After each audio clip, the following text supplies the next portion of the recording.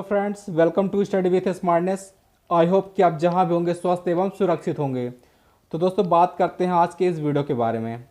दोस्तों, इस वीडियो में हम सौर मंडल से संबंधित टॉप 50 क्वेश्चंस को डिस्कस करेंगे। दोस्तों, इसके पहले वाले वीडियोस में हमने सौर मंडल को बहुत ही बारीकी से और बहुत ही डिस्क्राइब तरीके से पढ़ा था। दोस्तों, मैंने आपको उसमें बहुत सारे कॉन्सेप्ट और जो भी आपके डाउट्स हो सकते थे उन सभी को बहुत ही एक तरह पूरी तरीके से ख़त्म कर दिया था।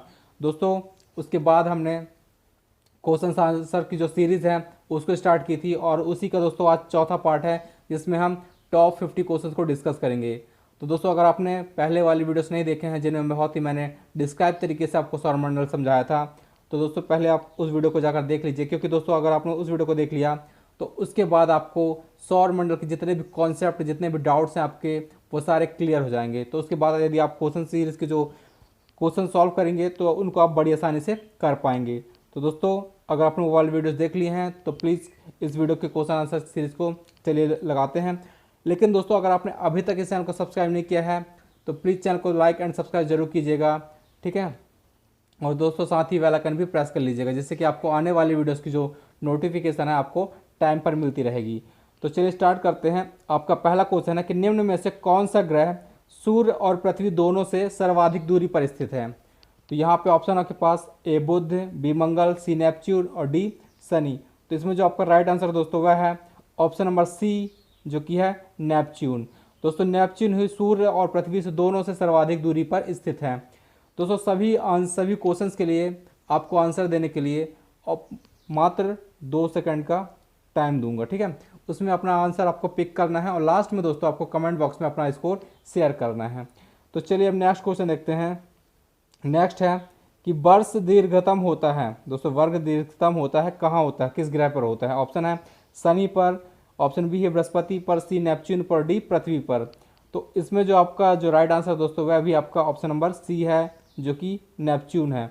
दोस्तों, पूछा किस वर्ष दीर्घतम यानी कि सबसे बड़ा वर्ष किस वर्ष में किस ग्रह पर होता है, तो वह होता है आपका नेपच्यून यानी कि वरुण पर, ठीक है।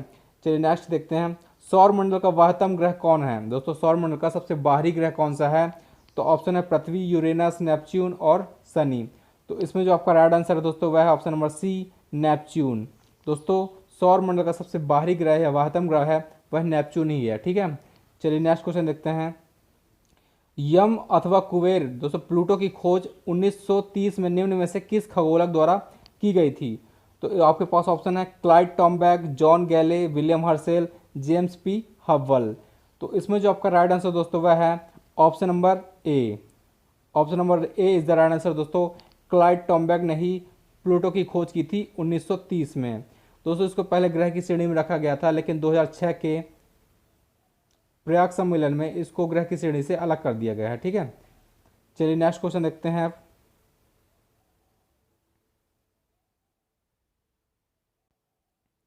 निम्नलिखित में से किस आकाशीय पिंड को परिक्रमण और परिभ्रमण दोनों गति में बराबर समय लगता है। दोस्तों, आपके पास ऑप्शन है ए चंद्रमा, बी बुध, सी शुक्र और डी शनि।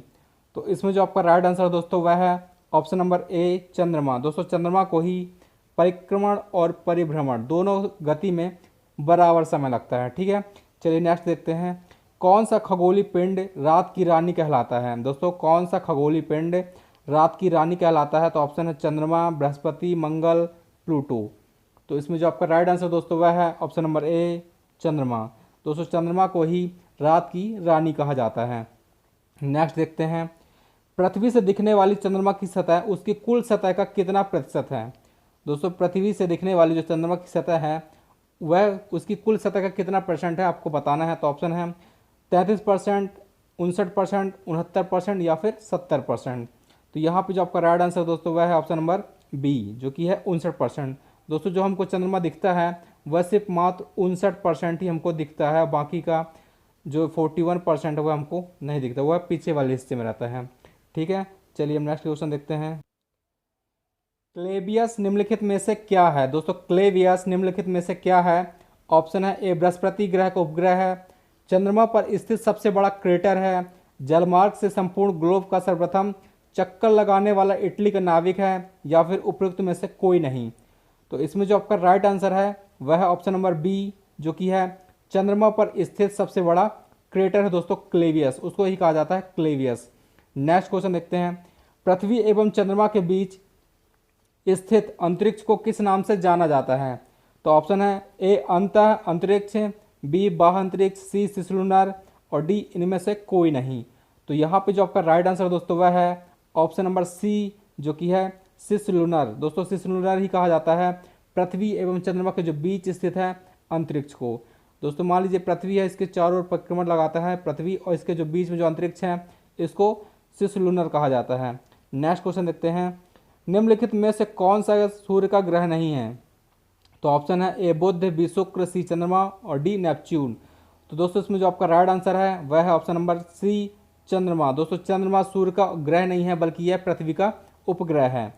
चलिए नेक्स्ट क्वेश्चन देखते हैं, पृथ्वी का एकमात्र उपग्रह कौन सा है? दोस्तों पृथ्वी का एकमात्र उपग्रह है, आपको बताना है ए डिमोस, बी चंद्रमा, सी टाइटन और डी है लापेटस।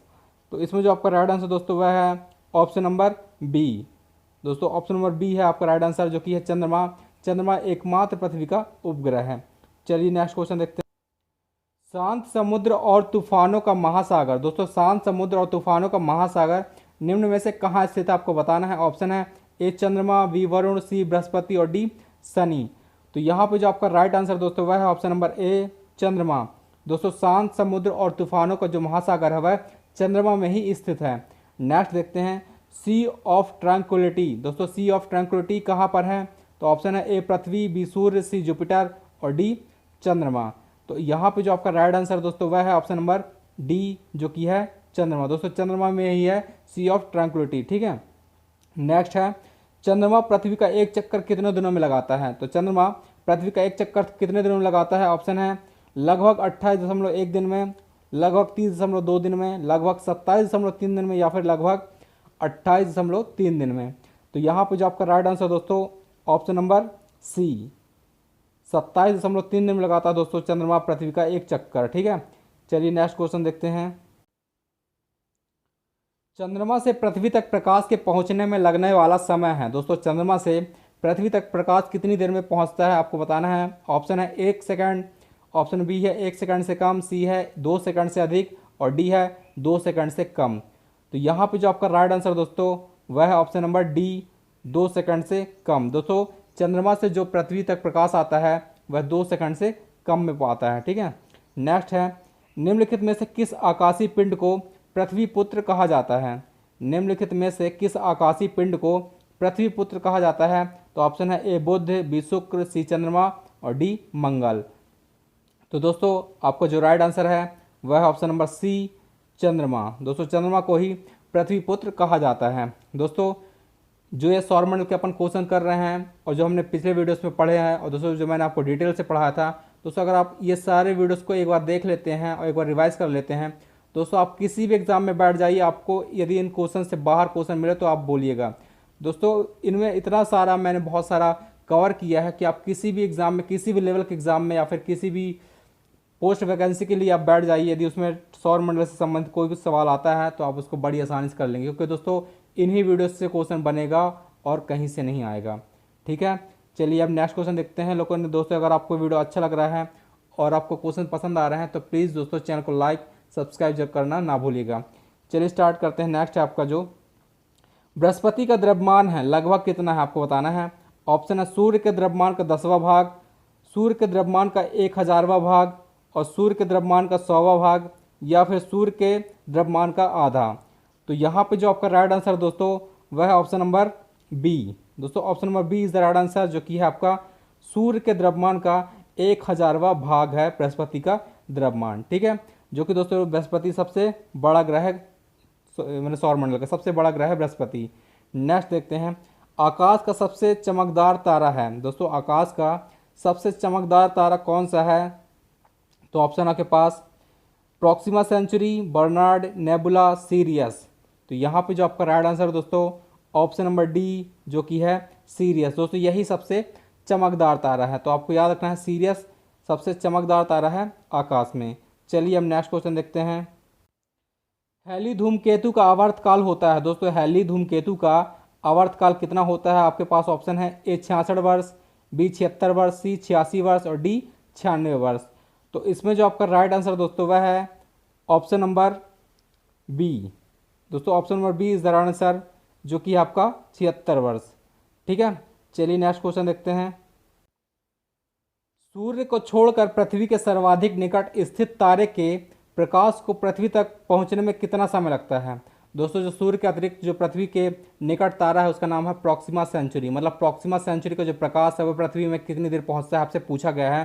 तो ऑप्शन है ए 4.5 घंटा, या फिर 4.5 दिन, या फिर 4.5 माह, या फिर 4.5 वर्ष, यानी कि 4.5 वर्ष, 4.5 माह, 4.5 दिन, और फिर 4.5 घंटा। ठीक है, तो यहाँ पे जो आपका राइट आंसर दोस्तों वह है ऑप्शन नंबर डी 4.5 वर्ष, यानी कि 4.5 वर्ष लगते हैं उसको आने में पृथ्वी तक। ठीक है, चलिए हम नेक्स्ट क्वेश्चन देखते हैं। मंगल एवं बृहस्पति ग्रहों के मध्य, दोस्तों मंगल एवं बृहस्पति ग्रहों के मध्य सूर्य की परिक्रमा करने वाले खगोलीय पिंड को कहते हैं, क्या कहते हैं? ऑप्शन है धूमकेतु, उल्का पिंड, उल्का, क्षुद्र ग्रह। तो यहाँ पे जो आपका राइट आंसर है दोस्तों ऑप्शन नंबर डी क्षुद्र ग्रह। दोस्तों मैंने आपको बताया था कि मंगल और बृहस्पति ग्रह के बीच में क्षुद्र पेटिका पाई जाती है और उसमें जो है क्षुद्र ग्रह है, तो इसलिए वहाँ पे है क्षुद्र ग्रह ही पाए जाते हैं। ठीक है, चलिए नेक्स्ट क्वेश्चन देखते हैं। क्षुद्र ग्रह जिन ग्रहों के बीच पाए जाते हैं वह है, दोस्तों वही क्वेश्चन यहाँ पे है। तो ऑप्शन है मंगल और शुक्र, बृहस्पति और शनि, मंगल और बृहस्पति, शनि और वरुण। तो इसमें जो आपका राइट आंसर होगा ऑप्शन नंबर सी मंगल और बृहस्पति। दोस्तों इन्हीं के बीच में क्षुद्र ग्रह की एक पेटी पाई जाती है। चलिए नेक्स्ट क्वेश्चन देखते हैं। सर्वप्रथम खोजा गया क्षुद्र ग्रह है, ऑप्शन है ए सिरस, बी पलास, सी जूनो, डी है वेस्टा। तो यहाँ पे जो आपका राइट आंसर दोस्तों वह है ऑप्शन नंबर ए सिरस। दोस्तों सबसे पहले सिरस को ही खोजा गया था, जो कि है एक क्षुद्र ग्रह। ठीक है, नेक्स्ट है धूमकेतु की पुच्छ सूर्य से परे दृष्ट होती है, क्योंकि आपके पास ऑप्शन है जैसे जैसे धूमकेतु सूर्य के चारों ओर घूर्णन करता है वैसे वैसे उसका हल्का द्रव्यमान केवल अपकेंद्रीय बल के कारण दूर विक्षिप्त हो जाता है। ऑप्शन बी है जैसे जैसे धूमकेतु घूर्णन करता है उसका हल्का द्रव्यमान उसकी पुच्छ की दिशा में स्थित किसी तारे द्वारा आकर्षित हो जाता है। ऑप्शन सी है सूर्य द्वारा उत्सर्जित विकिरण धूमकेतु पर बाह्य दबाव डालता है जिससे उसकी पुच्छ सूर्य से दूर क्षिप्त हो जाती है। और डी है धूमकेतु की पुच्छ सदैव एक हो अभिविन्यास में रहती है। तो यहाँ पे जो आपका राइट आंसर दोस्तों वह है ऑप्शन नंबर सी, जो कि है दोस्तों सूर्य द्वारा उत्सर्जित विकिरण धूमकेतु पर बाह्य दबाव डालता है जिससे उसकी पुच्छ सूर्य से दूर क्षिप्त हो जाती है। ठीक है, चलिए अब नेक्स्ट क्वेश्चन देखते हैं। क्षुद्र ग्रहों के विषय में निम्नलिखित कथनों पर विचार कीजिए। आपको बताना कि कौन सा कथन सही है कौन सा नहीं है। ऑप्शन है पहला क्षुद्र ग्रह सूर्य की परिक्रमा करने वाले विभिन्न आकारों के चट्टानी मलबे हैं।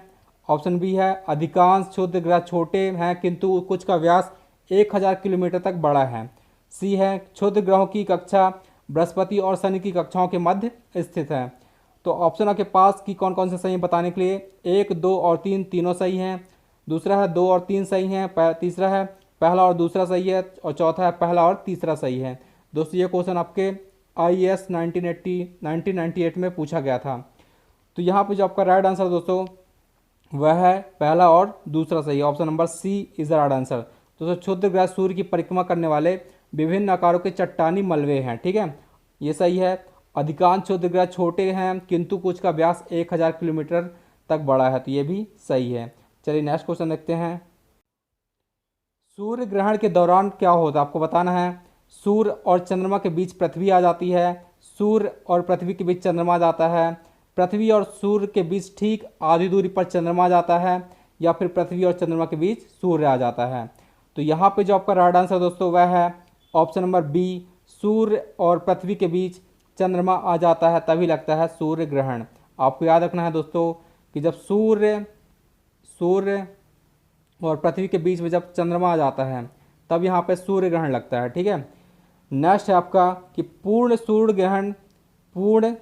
ग्रहण के समय सूर्य का कौन सा भाग दिखाई देता है। तो ऑप्शन है ए किरीट कोरोना, बी प्रकाश मंडल, सी वर्णमंडल और डी इनमें से कोई नहीं।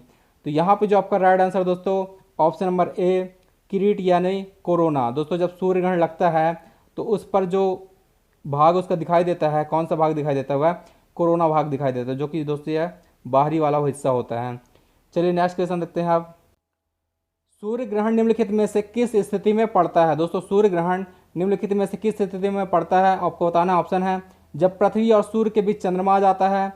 ऑप्शन बी है जब सूर्य और चंद्रमा के बीच पृथ्वी आ जाती है। ऑप्शन सी है जब सूर्य, चंद्रमा तथा पृथ्वी समकोण पर स्थित होते हैं। और डी है इसका कोई निश्चित समय नहीं है। तो यहाँ पर जो आपका राइट आंसर है ऑप्शन नंबर ए है, जो कि है दोस्तों जब पृथ्वी और सूर्य के बीच चंद्रमा आ जाता है। दोस्तों मैंने आपको अब थोड़ी देर पहले डिस्क्राइब किया था। चलिए नेक्स्ट क्वेश्चन देखते हैं।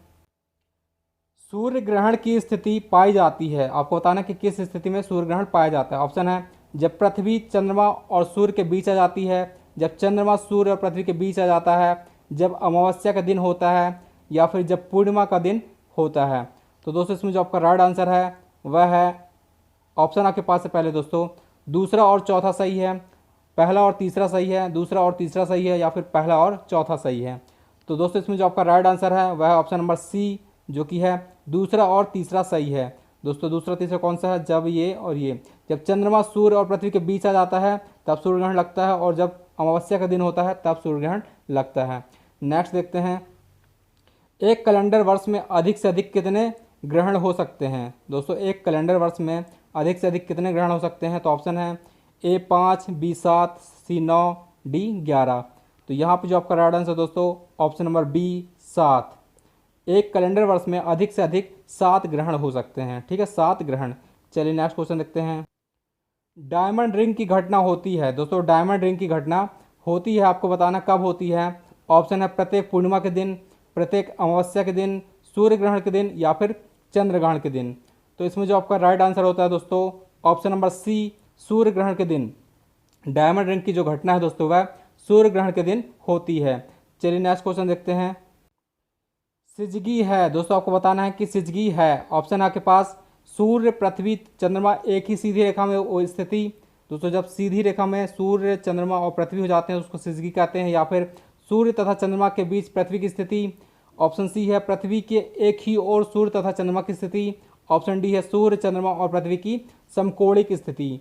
तो यहाँ पे जो आपका राइट आंसर है दोस्तों वह है ऑप्शन नंबर ए, जो कि है सूर्य, पृथ्वी और चंद्रमा एक ही रेखा में स्थिति होती है जब उनकी, तब वह कहलाती है सिजगी। ठीक है, चलिए नेक्स्ट क्वेश्चन देखते हैं। चंद्र ग्रहण का कारण है। दोस्तों चंद्र ग्रहण का क्या कारण है? ऑप्शन है पृथ्वी के एवं सूर्य के बीच चंद्रमा का आना, पृथ्वी एवं चंद्रमा के बीच सूर्य का आना, सूर्य एवं चंद्रमा के बीच पृथ्वी का आना, और डी है उपरोक्त में से सभी। तो इसमें जो आपका राइट आंसर दोस्तों ऑप्शन नंबर सी, सूर्य एवं चंद्रमा के बीच पृथ्वी का आना। ठीक है, सूर्य एवं चंद्रमा के बीच पृथ्वी का आना ही चंद्र ग्रहण का कारण है। चलिए नेक्स्ट क्वेश्चन देखते हैं। चंद्र ग्रहण घटित होता है। दोस्तों चंद्र ग्रहण घटित होता है कब होता है? ऑप्शन है अमावस्या के दिन, बी पूर्णिमा के दिन, सी अर्धचंद्र के दिन, या फिर डी उपरोक्त ए और बी दोनों। तो इसमें जो आपका राइट आंसर दोस्तों वह है ऑप्शन नंबर बी, पूर्णिमा के दिन दोस्तों लगता है चंद्र ग्रहण। दोस्तों अभी हमने देखा जो सूर्य ग्रहण होता है वह अमावस्या के दिन होता है, और जो चंद्र ग्रहण होता है वह पूर्णिमा के दिन होता है। ठीक है, चलिए हम नेक्स्ट क्वेश्चन देखते हैं। सूची 1 को सूची 2 से सम्मिलित कीजिए। दोस्तों आपको दोनों सूचियों को मिलाना है, कौन सा सही है कौन सा गलत है। ठीक है, तो इसमें आपके पास जो ऑप्शन है दोस्तों पहला सूची में सौरमंडल का सबसे छोटा ग्रह, सौरमंडल का सबसे बड़ा ग्रह, सौरमंडल में सूर्य से दूसरे स्थान पर ग्रह, और सूर्य से सबसे दूर ग्रह। तो ऑप्शन आपके पास है दोस्तों, इसमें आपको अपना आंसर पिक करना है और मैं आपको इसका आंसर बताऊंगा। तो दोस्तों इसका जो आपका राइट आंसर है वह है ऑप्शन नंबर डी। दोस्तों option number D is the right answer है, जिसमें दोस्तों आपको बताया गया कि सौरमंडल का सबसे छोटा ग्रह है जो आपका बुध है, और दोस्तों सौरमंडल का सबसे बड़ा ग्रह है जो आपका बृहस्पति है, और जो सौरमंडल में दूसरे स्थान पर स्थित ग्रह है वह शुक्र है, और जो सूर्य से सबसे दूर स्थित ग्रह है दोस्तों वह नेपच्यून है। दोस्तों इसके पहले जो हमने सौरमंडल का वीडियो देखा था जिसमें हमने डिस्क्राइब तरीके से देखा था, उसमें मैंने आपको बहुत अच्छे तरीके से बताया था कि सौरमंडल के ग्रह कहाँ पे कौन सा स्थित है। जैसे मान लीजिए पहले पे बुध है, दूसरे पे शुक्र है, तीसरे पे पृथ्वी आती है, और चौथे पे मंगल आता है, पाँचवें पे बृहस्पति, छठवें पे शनि, सातवें पे अरुण और आठवें पे वरुण।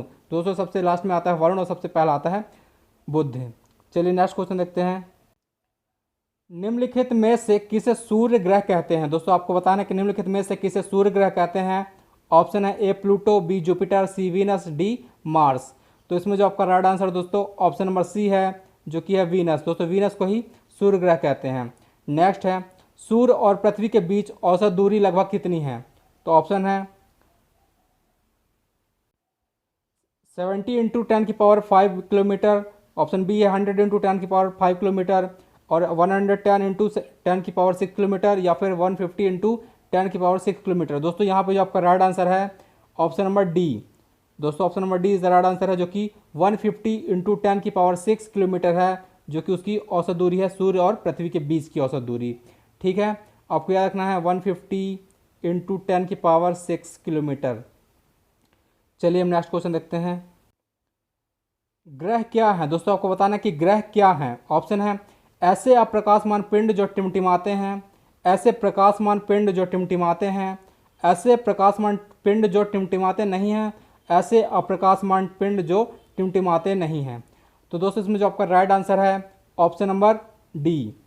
दोस्तों ऐसे प्रकाशमान अप्रकाशमान पिंड जो टिमटिमाते नहीं है। दोस्तों इसमें खुद का प्रकाश नहीं होता, खुद की ऊष्मा भी नहीं होती है, यह सूर्य द्वारा उज्ज्वलित होते हैं। सूर्य के प्रकाश द्वारा यहाँ पर दिन होता है और यहाँ पर अंधेरा सूर्य के प्रकाश के ना होने के कारण होता है। ठीक है, चलिए नेक्स्ट देखते हैं। निम्नलिखित में से कौन से ग्रह के सर्वाधिक प्राकृतिक उपग्रह तथा चंद्र हैं? तो दोस्तों इसमें जो आपका राइट आंसर है वह है ऑप्शन नंबर सी।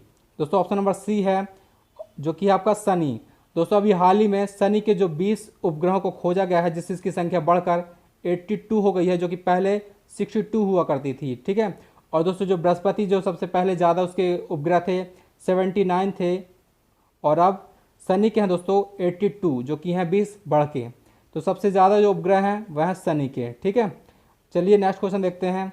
मंगल की परिक्रमा कक्षा में जाने वाले प्रथम एशियाई देश का नाम बताइए। तो ऑप्शन के पास ए चीन, बी पाकिस्तान, सी भारत और डी जापान। तो यहाँ पे जो आपका राइट आंसर दोस्तों ऑप्शन नंबर सी है, वह है भारत। दोस्तों Bharat option number C is the right answer. ठीक है, भारत ही मंगल की परिक्रमा पर सबसे पहले पहुंचा था और यह प्रथम एशियाई देश है। चलिए अब नेक्स्ट क्वेश्चन देखते हैं। निम्नलिखित को आकार के अनुसार घटते क्रम में लगाइए तथा नीचे दिए गए कूट से सही उत्तर चुनिए। दोस्तों आपको उनके आकार के अकॉर्डिंग उनको जमाना है, कौन सा पहले आएगा कौन सा बाद में आएगा। तो ऑप्शन है आपके पास ए बृहस्पति, बी यूरेनस, सी पृथ्वी और डी शनि। तो इसमें जो आपका राइट आंसर दोस्तों वह है option number C. Option number C is the right answer, क्योंकि दोस्तों पहले आएगा बृहस्पति, फिर आएगा दोस्तों शनि, फिर आएगा यूरेनस और फिर लास्ट में आएगा दोस्तों पृथ्वी। ठीक है, तो आपको याद रखना है। चलिए हम नेक्स्ट क्वेश्चन देखते हैं। ब्लू मून परिघटना होती है। दोस्तों ब्लू मून परिघटना होती है, आपको बताना कब होती है। ऑप्शन है जब एक ही माह में 2 पूर्णिमा हो, ऑप्शन बी है जब एक ही कैलेंडर वर्ष में 2 लगातार माहों में 4 पूर्णिमाएं हों, जब एक ही कैलेंडर वर्ष में 3 बार एक ही माह में 2 पूर्णिमाएं हों, और ऑप्शन डी है उपरोक्त में से किसी से भी नहीं। तो यहाँ पे जो आपका राइट आंसर दोस्तों ऑप्शन नंबर ए है, जब एक ही माह में 2 पूर्णिमा हो। ठीक है, तो उसको क्या कहते हैं, ब्लू मून परिघटना कहते हैं। नेक्स्ट देखते हैं। निम्नलिखित में से कौन सा एक दिए गए ग्रहों का उनके आयाम, दोस्तों आयाम यानी कि व्यास के बढ़ते हुए क्रम में सही अनुक्रम है। तो ऑप्शन आपके पास है दोस्तों, इसमें आपको अपना आंसर आप पिक करना है और इसका आंसर मैं आपको बताऊंगा। तो इसमें जो आपका राइट आंसर दोस्तों वह है option number B. Option number B is right answer दोस्तों। यहाँ पे जो सबसे व्यास के सही क्रम है वह है पहला बुध है, फिर मंगल, फिर शुक्र, फिर पृथ्वी और फिर यूरेनस। ठीक है, तो option number B is the right answer. चलिए नेक्स्ट क्वेश्चन देखते हैं। उत्तरी गोलार्ध में उत्तरी गोलार्ध के संदर्भ में निम्नलिखित कथनों में से कौन सा या कौन से सही हैं, आपको बताना है। ऑप्शन है वसंत विषुव 21 मार्च को होता है, उत्तर अयनांत 22 दिसंबर को होता है, शरद विषुव 23 सितंबर को होता है और दक्षिण अयनांत 21 जून को होता है। तो यहाँ पे जो आपका राइट आंसर दोस्तों वह है ऑप्शन नंबर ए और बी दोनों, मतलब 1 और 2 दोनों सही हैं। बसंत विषुव 21 मार्च को होता है, यह सही है दोस्तों, और उत्तर अयनांत 22 दिसंबर को होता है, यह भी सही है। तो दोस्तों यह दोनों कथन आपके सही हैं। चलिए अब नेक्स्ट क्वेश्चन देखते हैं। निम्न में से किस वैज्ञानिक ने यह सिद्ध किया कि सूर्य के चारों ओर प्रत्येक नक्षत्र का मार्ग दीर्घवृत्ताकार है। दोस्तों ऑप्शन के पास ए केपलर, बी गैलीलियो, सी न्यूटन और डी है कोपरनिकस। तो इसमें जो आपका राइट आंसर दोस्तों ऑप्शन नंबर ए केपलर। दोस्तों केपलर ने ही बताया था कि जो सूर्य के चारों प्रत्येक नक्षत्र के जो ग्रह हैं वह दीर्घवृत्ताकार में घूम रहे हैं। तो यह किसने बताया था, केपलर ने बताया था। Option number A is the right answer. Next है भूपृष्ठ के 3/4 भाग में जल है। दोस्तों भूपृष्ठ के 3/4 भाग में क्या है, आपके पास ऑप्शन है ए वायु, बी जल, सी बर्फ और डी बालू। तो दोस्तों इसमें मेरे से आंसर आपको बोल दिया था मैंने, तो इसका जो आपका राइट आंसर वह है जल। तो option number B is the right answer. चलिए नेक्स्ट क्वेश्चन देखते हैं। उस ग्रह का नाम बताएं जो सूरज से लगभग 150 मिलियन किलोमीटर दूर है। दोस्तों उस ग्रह का नाम बताएं जो सूर्य से लगभग 150 मिलियन किलोमीटर दूर है। ऑप्शन है ए बुध, बी शुक्र, सी पृथ्वी और डी मंगल। तो इसमें जो आपका राइट आंसर दोस्तों ऑप्शन नंबर सी पृथ्वी। दोस्तों पृथ्वी ही सबसे, यानी कि पृथ्वी सूर्य से 150 मिलियन किलोमीटर दूर है। चलिए नेक्स्ट क्वेश्चन देखते हैं। विश्व के कितने धरातल में पानी है। दोस्तों विश्व के कितने धरातल में पानी है। ऑप्शन है 56%, 70%, 80% या फिर 20%। तो इसमें जो आपका राइट आंसर दोस्तों ऑप्शन नंबर बी जो कि आपका 70%। तो दोस्तों आई होप कि आपने समझ गया होगा। ठीक है, तो दोस्तों ये रहे आपके टॉप 50 क्वेश्चंस जो कि आपके सौर मंडल से संबंधित थे। और दोस्तों ये रहा आपका टॉप 4। दोस्तों मैंने आपको सौर मंडल का बहुत डिटेल से वीडियो आपको मतलब प्रोवाइड किया था, जिसमें मैंने बहुत ही आपको कॉन्सेप्ट क्लियर करके आपके जितने भी डाउट्स थे उनको पूरी तरीके से ख़त्म करते हुए आपको पूरा सौर मंडल बहुत अच्छे से पढ़ाया था। उसके बाद दोस्तों मैंने आपको बोला था कि हम 4 वीडियोस में 200 इंपॉर्टेंट क्वेश्चंस को डिस्कस करेंगे, जिसके द्वारा हम पूरा सौर मंडल को फिर से रिवाइज कर लेंगे। तो दोस्तों आज ये चौथा पार्ट है जो कि आपका ख़त्म हो रहा है। इसमें दोस्तों हमने कुल मिलाकर 200 क्वेश्चंस को देखा है, जिनमें दोस्तों वो क्वेश्चन ऐसे क्वेश्चन इनमें इन्वॉल्व किए हैं जो कि आपके एग्ज़ाम के लिए बहुत ज़्यादा इंपॉर्टेंट हैं। बहुत बार एग्ज़ाम में पूछे भी जा चुके हैं। जैसे आप देख सकते हैं एसएससी आप देख सकते हैं कि तीनों चारों एग्ज़ाम में पूछे जा चुके हैं। ठीक है, तो दोस्तों अगर आपने ये 4-5 वीडियोस देख लिए तो आपको सौर मंडल से कहीं से भी कोई भी क्वेश्चन उठ के आएगा, आप उसको बड़ी आराम से कर पाएंगे। तो दोस्तों बस आपको पूरा वीडियो 1-2 बार रिवाइज करना है, उसके बाद आपको एग्ज़ाम में बिल्कुल निश्चिंत होकर चले जाना है। ठीक है, तो दोस्तों चलिए स्टार्ट करते हैं। अब मिलते हैं हम नेक्स्ट वीडियो में किसी नेक्स्ट टॉपिक के साथ। तो तब तक के लिए बने रहिए चैनल के साथ। तब तक के लिए धन्यवाद एंड घर में रहिए, सुरक्षित रहिए।